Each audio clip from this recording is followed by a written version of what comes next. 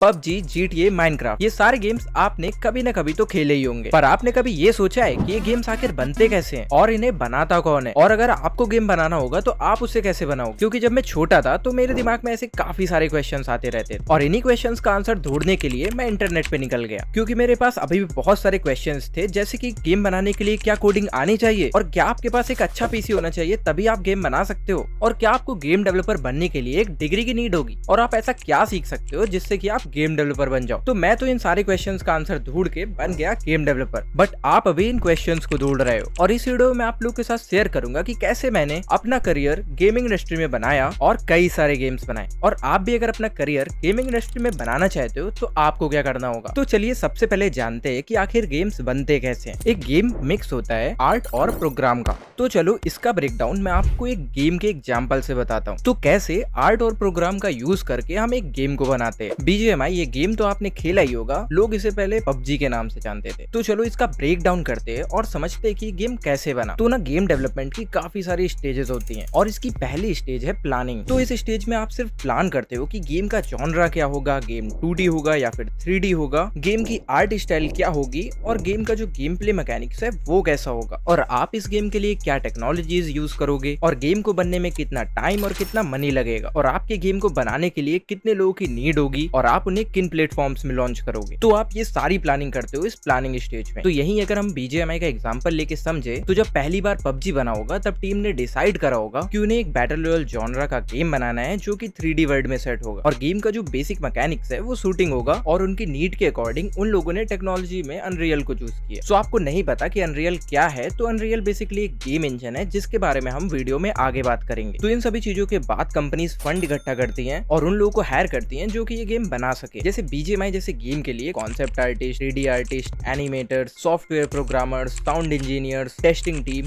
And और भी बहुत सारे लोग लगते हैं। सो इस फेज में उन सभी लोगों की हायरिंग स्टार्ट हो जाती है। तो प्लानिंग स्टेज के बाद स्टार्ट होती है प्री प्रोडक्शन स्टेज। इस स्टेज में आर्टिस्ट जो होते हैं वो गेम का कॉन्सेप्ट आर्ट, इवन गेम के डमी लेवल्स, और सॉफ्टवेयर इंजीनियर्स गेम के जो कोर मैकेनिक्स हैं उनको डिजाइन करना स्टार्ट कर देते हैं। और अगर आपका गेम स्टोरी गेम है तो वहां पर जो राइटर्स होते हैं वो गेम के कैरेक्टर की स्टोरी, गेम की स्टोरी, ये सारी चीजें लिखना स्टार्ट कर देते हैं। तो ओवरऑल इस स्टेज में आपका एक प्रोटोटाइप गेम बन के तैयार होता है। तो एग्जांपल के लिए अगर एक रेसिंग गेम है तो उसका यहाँ पर बेसिक जो कार मैकेनिक्स होता है, कार को ड्राइव कर पाना एक प्रोटोटाइप मैप के अंदर, ये सभी चीजें प्री प्रोडक्शन स्टेज में स्टार्ट हो जाती है। और इसके बाद आता है गेम का प्रोडक्शन स्टेज। तो गेम के प्रोडक्शन स्टेज में गेम के कोर मैकेनिक्स को तो अच्छा करा ही जाता है, साथ में गेम में कई सारे एक्स्ट्रा फीचर्स को ऐड करा जाता है। अगर हम फिर से BGMI का एग्जांपल ले तो यहाँ पर नॉर्मल शूटिंग सिस्टम बन गया है। अब हम लोग यहाँ पर मोड के जो मैकेनिक्स है उन पे काम करेंगे, डिफरेंट मोड्स जो होंगे उन पे काम करेंगे, बैटल पास पे काम करेंगे, साथ में जो AI का एनिमेशन है वो कैसा होगा, गेम के साउंड सिस्टम पे काम होगा। अगर यहाँ पर गेम जो है स्टोरी मोड वाला है तो गेम के जो कट सीन्स होंगे उन पे जो वॉइस एक्टर वॉइस देंगे, वो सारी चीजों पे हम लोग काम करते हैं। और जब एक प्रोडक्ट रेडी हो जाता है तब जाके उसका प्रोडक्शन स्टेज खत्म होता है। गेम डेवलपमेंट के स्टेजेस में एक इंपॉर्टेंट पार्ट टेस्टिंग भी है। सो गेम की जो टेस्टिंग स्टेज है वो यहाँ पर गेम के प्रोडक्शन के साथ साथ चलती है। जैसे कोई नया फीचर इंप्लीमेंट हुआ उससे रिलेटेड उसकी पूरी टेस्टिंग होती है। अगर हम फिर से BGMI का एग्जांपल लेते हैं, मैंने यहाँ पर एक नया मैकेनिक शूटिंग का गेम के अंदर डाला, तो यहाँ पर टेस्टर्स उसे टेस्ट करेंगे कि कहीं से कोई बग तो नहीं आ रहा है, और अगर किसी लेवल डिजाइनर ने लेवल सेट किया है तो क्या यहाँ पर लेवल में कुछ रेंडरिंग ग्लिचेस, कोलाइडर इश्यूज, ये सारी चीजें तो नहीं है।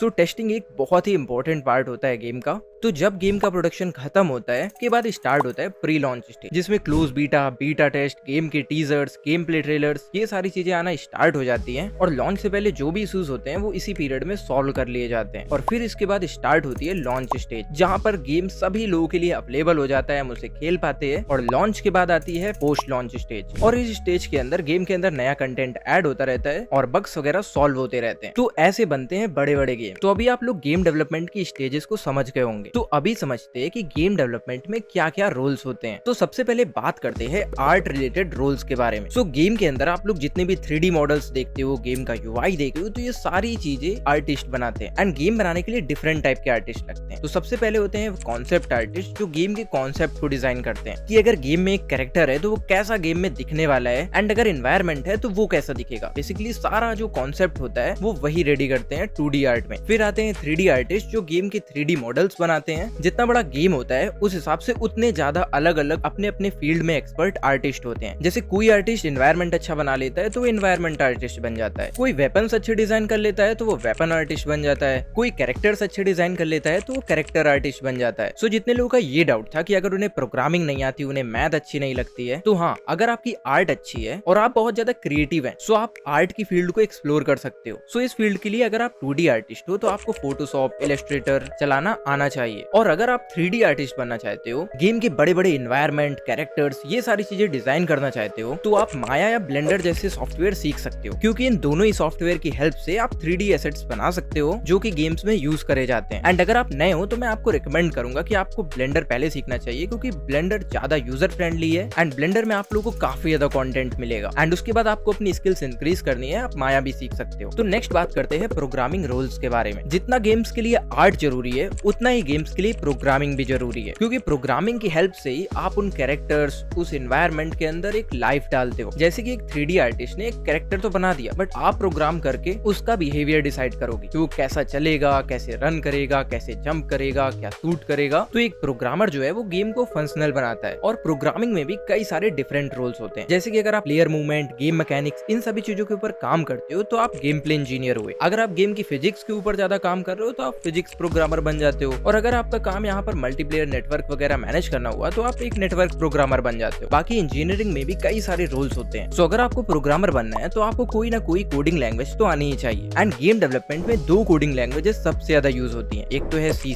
एक है C++।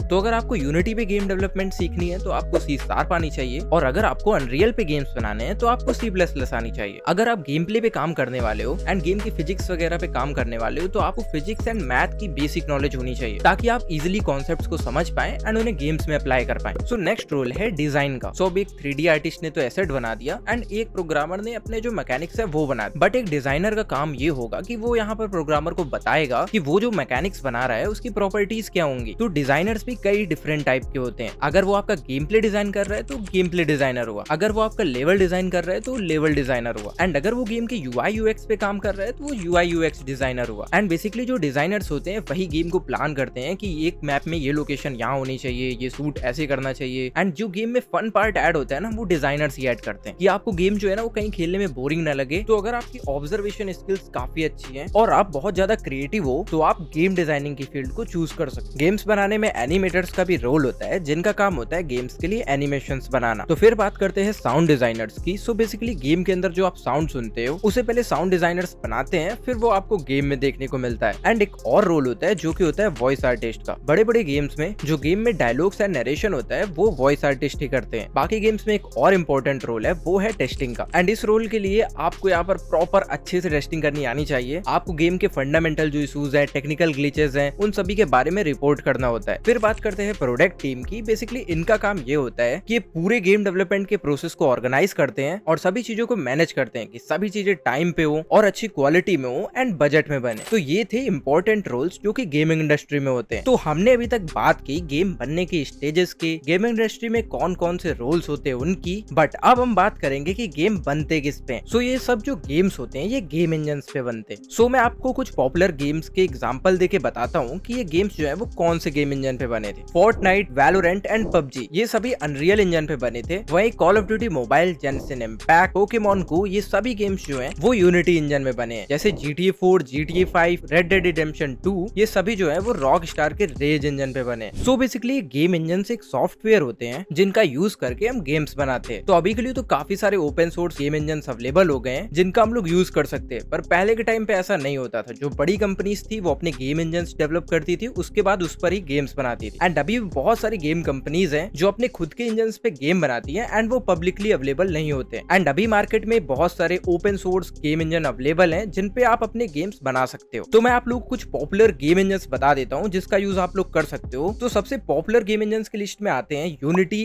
Unreal, Godot and Game Maker. तो ये कुछ पॉपुलर गेम इंजन है जिनका काफी ज्यादा यूज करा जाता है। सो अगर आप यूनिटी इंजन में काम करते हो तो आपको C# आनी चाहिए, और अगर आप अनरियल इंजन में काम करते हो तो आपको C++ आनी चाहिए। और अनरियल इंजन में ब्लूप्रिंट्स का भी सपोर्ट मिलता है। मतलब अगर आप लोगों को प्रोग्रामिंग नहीं करनी है तो आप नोट्स को कनेक्ट करके गेम्स बना सकते हो, बट इसमें भी आप लोगों को नोट्स का प्रॉपर नॉलेज होना चाहिए कि कौन सा नोड क्या वर्क करती है, और वो तो आपको सीखना ही पड़ेगा। ऐसा नहीं है कि यूनिटी पे यहाँ पर विजुअल स्क्रिप्टिंग नहीं है, यूनिटी पे भी विजुअल स्क्रिप्टिंग है, बट उसमें अभी भी काफी सारी प्रॉब्लम्स है। बाकी गोडॉट भी अभी काफी ज्यादा पॉपुलर होना स्टार्ट स्टार्ट हो चुका है पिछले कुछ सालों से एंड इसमें C++, C#, GD स्क्रिप्ट आप काफी सारी अलग अलग लैंग्वेजेस का यूज कर सकते हो गेम बनाने में। बाकी गेम मेकर में आप C++ का यूज कर सकते हो। वैसे अगर आप बिल्कुल न्यू होगे तो अब आप कंफ्यूज हो गए होगे कि आपको कौन सा गेम इंजन चूज करना चाहिए। तो अगर आप बिल्कुल बिगिनर हो तो मैं आपको सजेस्ट करूंगा कि आपको यूनिटी सीखना चाहिए, क्योंकि यूनिटी गेम इंजन की काफी बड़ी कम्युनिटी है और उस पे आप 2D एंड 3D दोनों टाइप के गेम्स बना सकते हो। और यूनिटी काफी ज्यादा यूजर फ्रेंडली है। वहीं आपको काफी बड़े बड़े ओपन वर्ल्ड हाई ग्राफिक्स के गेम बनाने हैं तो आप अनरियल भी चूज कर सकते। बाकी अगर आपका प्लान 2D गेम्स बनाने का है तो आप गोडॉट या गेम मेकर चूज कर सकते। सो ये तो हो गई कुछ बेसिक नॉलेज गेम इंजन की, और फ्यूचर में मैं गेम इंजन के ऊपर काफी डिटेल में वीडियो लाने वाला हूँ, तो अगर आपका कोई डाउट होगा तो उस पर क्लियर हो जाएगा। बाकी बात करते हैं सिस्टम रिक्वायरमेंट्स की, तो आपके पीसी में मिनिमम 8 GB रैम तो होनी ही चाहिए एंड अगर आपके पास i5 i7 है तो आपको यूनिटी चलाने में तो कोई प्रॉब्लम नहीं होगी। बट अनरियल इंजन के लिए आपको प्रोसेसर के साथ साथ अच्छे GPU की भी नीड होगी। आप में से कई सारे लोग का ये भी क्वेश्चन हो सकता है कि क्या वो फोन में गेम्स बना सकते हैं। तो देखो, फोन में इतने बड़े बड़े सॉफ्टवेयर नहीं चल सकते हैं एंड कई सारे एप्स भी है जहाँ पर आप लोग सिर्फ लेवल डिजाइन वगैरह ये सब कर सकते हो। सो फोन में स्क्रैच से गेम बना पाना काफी मुश्किल है। सो गेम्स बनाने के लिए आपको पीसी की नीड तो पड़ने ही वाली है। अब आपको ये तो पता चल गया कि गेम्स बनते कैसे हैं, पर अगर आपको गेम्स बनाना सीखना है तो आप सीख कहाँ से सकते हो वो मैं अब आपको बताने वाला हूँ। सो यूट्यूब में काफी सारे फ्री ट्यूटोरियल्स है जहाँ से आप लोग गेम डेवलपमेंट सीख सकते हो। So one of the basics video में आप लोगों को ब्रेकीज के वीडियोस मिल जाएंगे जहाँ से आप लोग अपनी गेम डेवलपमेंट जर्नी को स्टार्ट कर सकते हो। फिर कोड बंकी के भी काफी अच्छे अच्छे वीडियोस पड़े हुए इंटरनेट पर, उनको भी आप लोग देख सकते हो।